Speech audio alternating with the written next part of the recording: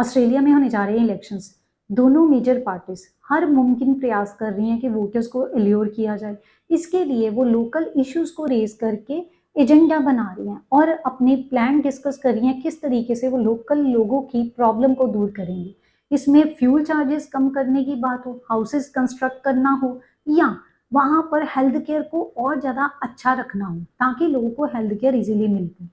ये सारे issues discuss हो रहे हैं। इसमें इमिग्रेशन भी पीछे नहीं है, क्योंकि मैं अपनी वीडियोस इमिग्रेशन के ऊपर डालती हूँ। तो आज के वीडियो में जो recently Peter Dutton opposition party के लीडर है, उन्होंने अनाउंसमेंट की इंटरनेशनल स्टूडेंट्स की कैपिंग की, पीआर का नंबर कम करने की बात है। इसी के साथ application fee, visa application fee बढ़ाने की बात है। तो इस वीडियो में ये सारी चीजें डिस्कस करूंगी, अंत तक जरूर देखना। ज्यादा से ज्यादा लोग के साथ शेयर करना जिनका ड्रीम है ऑस्ट्रेलिया में या तो स्टडी करने का या वहां पे सेटल होने का। ऐसी इंपॉर्टेंट अपडेट्स के लिए चैनल को सब्सक्राइब कीजिए, बेल आइकन को हिट कीजिए ताकि आपको ऑन टाइम नोटिफिकेशन आ जाए जैसे ही हम वीडियो अपलोड करते हैं। अगर आप ये सारी इन्फॉर्मेशन ब्रीफ में जानना चाहते हैं तो इंस्टाग्राम पे मेरे को फॉलो कर सकते हैं।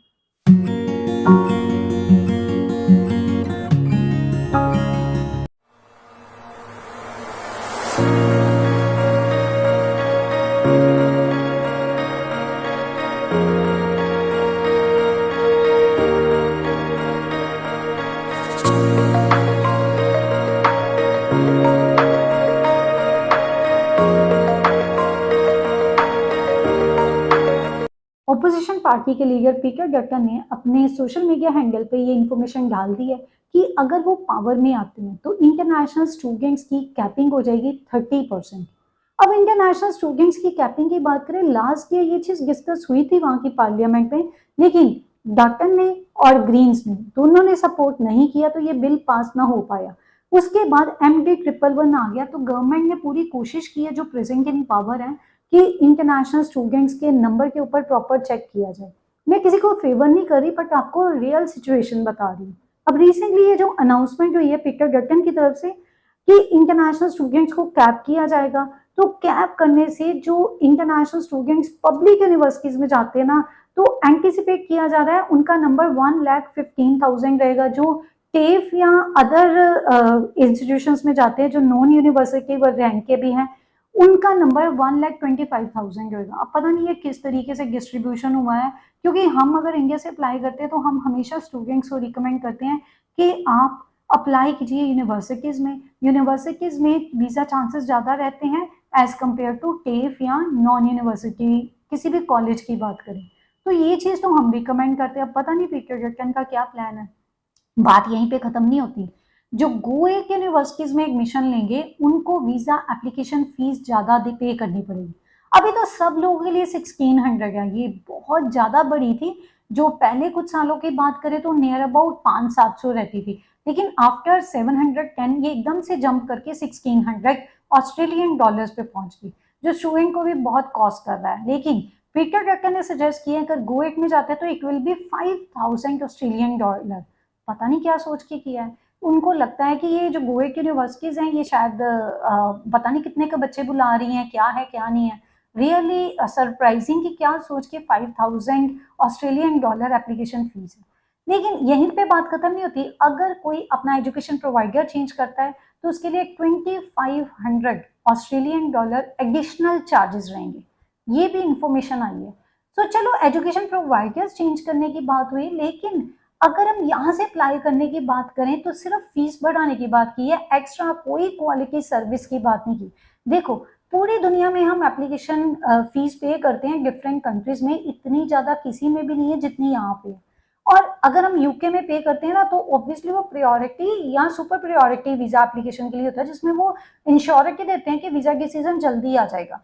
लेकिन यहाँ पर कोई ऐसी श्योरिटी वगैरह नहीं है, लेकिन फीस बढ़ाने की बात हुई है। अब इस चीज पे इंडस्ट्री एजुकेशन सेक्टर का क्या रिएक्शन है? ल्यूक शीही जो सीईओ हैं यूनिवर्सिटीज ऑस्ट्रेलिया के, उन्होंने इसको स्लेज हैमर बोला।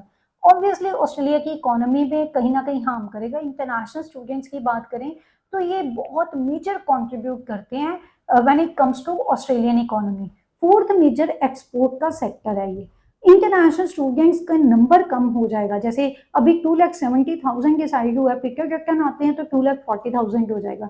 30,000 कम हो गया। अब इसको देख लो, अगर एक स्टूडेंट ऑन एन एवरेज 70,000 पे करता है तो 30 को मल्टीप्लाई कर लीजिए, देख लीजिए कितना नुकसान हो सकता है ऑस्ट्रेलिया को। और अगर हम लोग बात करें पीटर डटन की, जो हमेशा ब्लेम करते हैं इंटरनेशनल स्टूडेंट्स को और उनको कनेक्ट करते हैं हाउसिंग क्राइसिस से, क्योंकि इन्होंने बोला है कि ये इंट्रोड्यूस करेंगे lower immigration and more Holmes for Australia bill. तो अगर ये इंट्रोड्यूस हो जाता है तो ऑब्वियसली ज़्यादा घर लोगों को मिलेंगे, जिसमें इन्होंने प्रॉमिस भी किया है कि फर्स्ट ईयर में ये इतने घर देंगे, उसके बाद नंबर ऑफ हाउसेस बढ़ता जाएगा। तो इनका ओवरऑल प्लान है कि जो 5 मिलियन न्यू होम्स हों, 5 बिलियन ऑन एन एवरेज इसके ऊपर इन्वेस्ट करने की बात की है। सो ऑब्वियसली ये क्लेम तो कर रहे हैं ना ऐसी चीज, लेकिन जो मेजर ऑर्गेनाइजेशंस हैं जैसे प्रॉपर्टी काउंसिल ऑफ ऑस्ट्रेलिया हो गई या ऐसी कुछ और ऑर्गेनाइजेशंस हैं, उन्होंने अभी का नहीं पहले ही क्लियर कर दिया था कि international students are not responsible for housing crisis in Australia. वो तो सिर्फ 6% कॉन्ट्रीब्यूट करते हैं रेंटल मार्केट में। अब और क्या इश्यूज है, हाउसिंग कंस्ट्रक्ट करवाई जाए और को दूसरे एफर्ट्स किए जा सकते हैं। Why to target only international students? Guys आपको क्या लगता है, ये एक पॉलिटिकल एजेंडा है क्या? इंटरनेशनल स्टूडेंट्स के नंबर को एज ए पॉलिटिकल टूल इस्तेमाल किया जा रहा है वोटर्स को एल्योर करने के लिए? क्या आपको लगता है कि वोटर्स इतने जल्दी अट्रैक्ट हो जाएंगे, इन बातों में आ जाएंगे? क्या आपको लगता है कि ये सच में इम्प्लीमेंट हो जाएगा या एक सिर्फ और सिर्फ पॉलिटिकल टूल है और ये एक स्ट्रैटेजी है, जैसे ही पार्टी जो है पावर में आती है इसको बैकफायर कर दिया जाएगा? ये आप अपने व्यूज जरूर बताना और इस वीडियो को इंटरनेशनल स्टूडेंट कम्युनिटी को सपोर्ट करने के लिए ज्यादा से ज्यादा लोग के साथ शेयर करना। कमेंट जरूर करना आपका क्या विचार है, क्योंकि वीडियो इंफॉर्मेटिव है। ऐसी और अपडेट्स के लिए मेरे चैनल को सब्सक्राइब करना, इंस्टाग्राम पे मेरे को फॉलो कर सकते हैं। मेरा अगला वीडियो किसी और इम्पोर्टेंट अपडेट के ऊपर होएगा, तब तक के लिए stay informed and stay vigilant.